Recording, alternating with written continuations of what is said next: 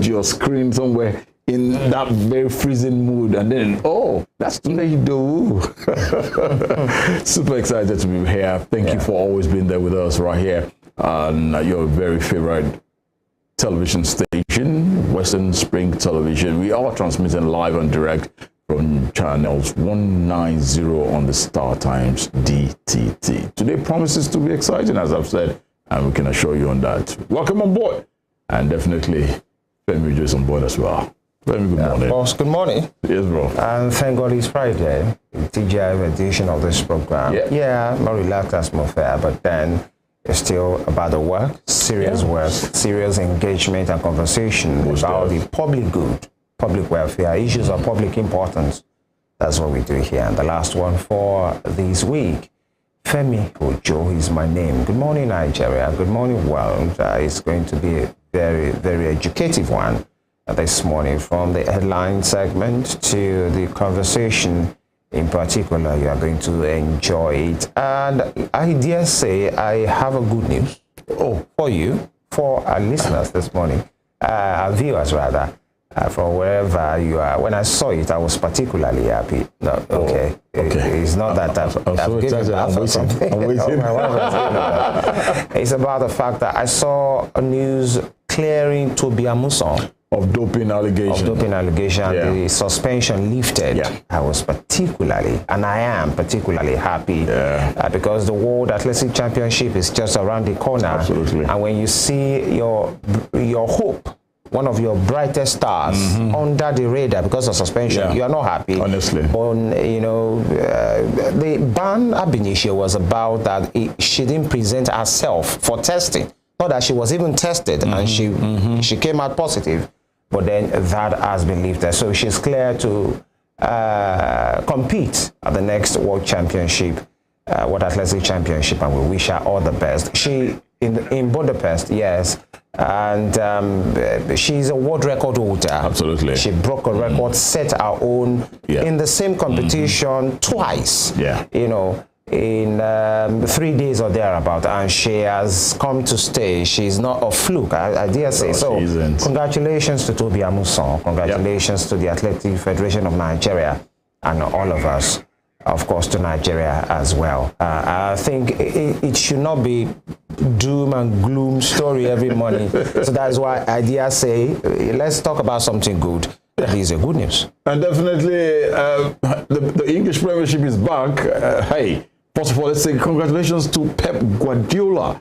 That is one man I respect greatly when it comes to football, Major League. But it remains for him to match up with the greatest coach ever. That's who's regarded as the greatest coach ever, Alex Ferguson of Manchester United. That's arguable though, because some have been touting Pep Guardiola to really, because he has won the Premier League over and I think five times in 7 seasons or thereabout. I stand to be corrected.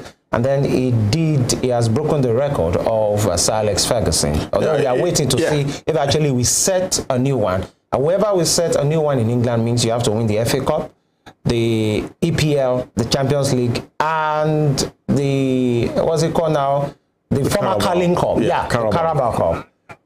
And so he has just won the Community Shield again. The Super Cup, World Club Super Cup, the European Super Cup. He just won that. He lost the Community Shield to Arsenal, by the way. But then, for me, it will always be Sir Alex. There's only one Sir Alex.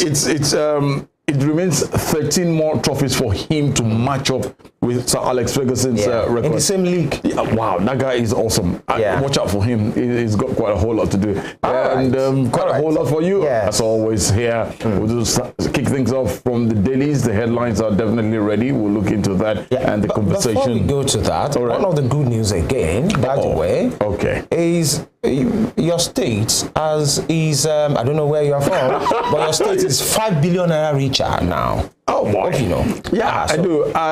I'm going to put the call through to His Excellency very shortly. I'm not sure it will be distributed individually. But then we got the news yesterday that the federal government, the Economic Council, has approved 5 billion in palliative for each state of the federation, including the FCT. So I think your eagle eye, your hawk eye should be on the state governors now. What they do. Yeah. I'm not sure this is time you have to just relax and say, that's how they will do it. No. Our eyes are on them. Your FBI eye, your CIA eye, your KGB, your, what's it called in Nigeria now? Your DSSI is on them to do the needful. This one should not just go under like that, because we've seen so many, the Paris Fund, so many of these things, the bailout, that many state governors at the time could not really account for. Honestly. We're assuring you here at Western Spring, the media, and of course, as a Nigerian, will be on this matter. You should show proof. Maybe some will say big shout out to the federal government, but you know, not really a case of too little, too late, but it's a good place to start from.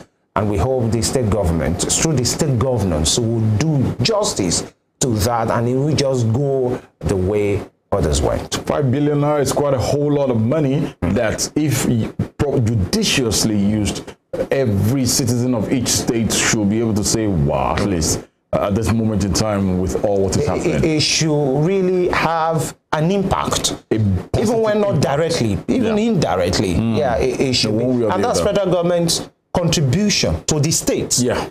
That doesn't say the state will not do what they are supposed to have. Yeah. That means the federal government are saying, take 5 billion, you to go and do whatever you have to do. Support this, that's a good one. You will be on this matter. No doubt about that. That's going to be part of our conversation in the course of the program for today. And while we come to an end, there's one music that our director has put together, but it's still, thank God it's Friday. We'll get to that point. Let's take a short break right now. When we return, we'll hit you up with the headlines making the round from the various dailies for today. Stay with us.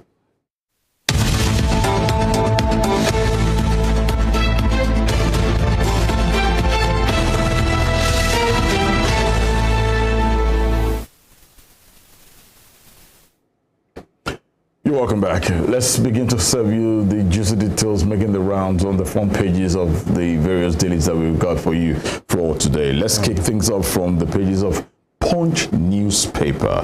Punch newspaper, the first headline there, and the picture I'm actually seeing isn't really it's not a happy face, it's a crying face. But then let me not start with that. Let me just go straight. That speaks to the fact that the rich also cry. The rich also cry. The rich also cry. Wow. That's the picture of former CBN governor there in court yesterday, and his case has been adjourned again. The firearms charge has been dropped, leveled against him has been dropped. Now, more about 6.9 billion naira fraud charges, amongst other charges, is what has been put on him at this point in time. But let's start from the big bold headline there. Labour falls 180 billion naira palliatives, says governors will frustrate program. And just as we have said here, this is something. Seriously, we will keep our eyes open. We need to hear from you. Deficiency.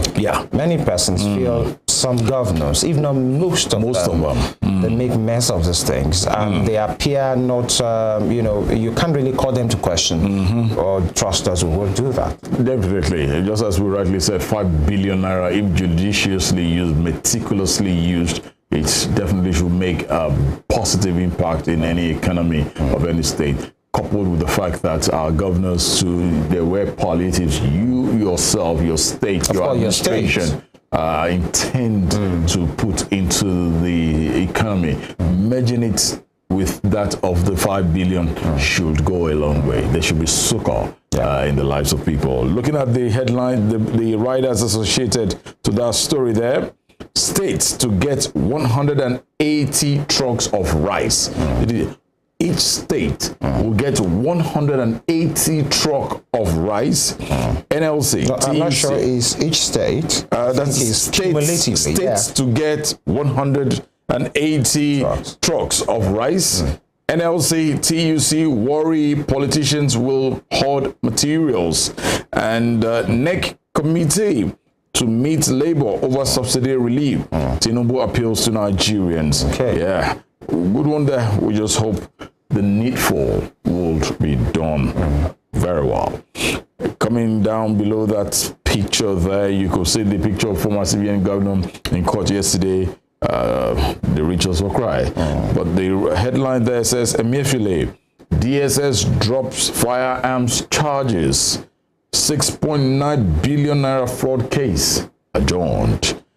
Moving to the bottom strip here. Military mourn 25 soldiers killed in Niger hunt bandits. In Niger hunts bandits. Okay.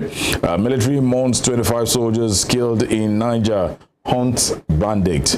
Please bring them to their knees. We wish you the very best, and we commiserate with the Nigerian army and members of the the army, the soldiers who lost their lives while on duty. And the red strip there, family false release of Lagos chief's suspected killer. Wow. Rains disrupting Lagos-Ibadan expressway construction. That's credited to the federal government. I've always known that road since I was like this, a little boy. And up till this second, that road hasn't been completed. Why? I don't know. On the top strip of the same Delhi, the banditry, North Central, Northwest plunges into 902 billion naira debt. Poor revenue persists. The writer there says low IGR linked to insecurity. 60% of affected states lack FDIs.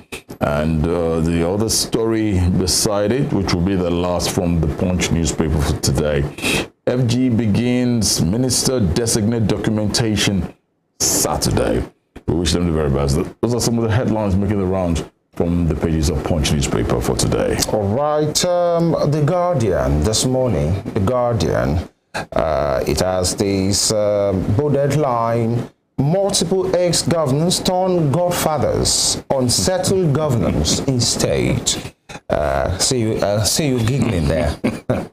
Multiple ex-governors turn godfathers, unsettled governance in state. You have the bold picture there, having some known faces. You have the picture of Malam Nasir El-Rufai from Kaduna. Here's some Wike, the President Bola Tinubu himself, Ifeanyi Okowo of Delta, Udom Emmanuel of Akwa Ibom, Sani Ubasani of Kaduna. You know, I think it appears the old guys at the top and the current governors at the bottom there. You have Fuminai Fubara of Rivers. Below is purported godfather, yes, on Wike. I think Tinubu up there, Sanwo-Olu down, Okowa up there, Obrewori Sheriff down, and then Udom up, and then Pastor Eno down. It shows the kingmakers, Udia. And then this one, the headline is saying multiple ex-governors turn godfathers, unsettled governors in state. We've seen so many cases of godfathers and their prodigy. And in most cases, they usually fall out. Yeah. It's just one thing in Nigeria's politics these days, where the godfather. Is it Nigerian politics or just politics? Politics generally, it's everywhere. Yeah, it's everywhere. You are understudying, you are a prodigy, you are looking for power. There is somebody you are saying sir for. At the moment you get into power, you want to create your own space. Yeah.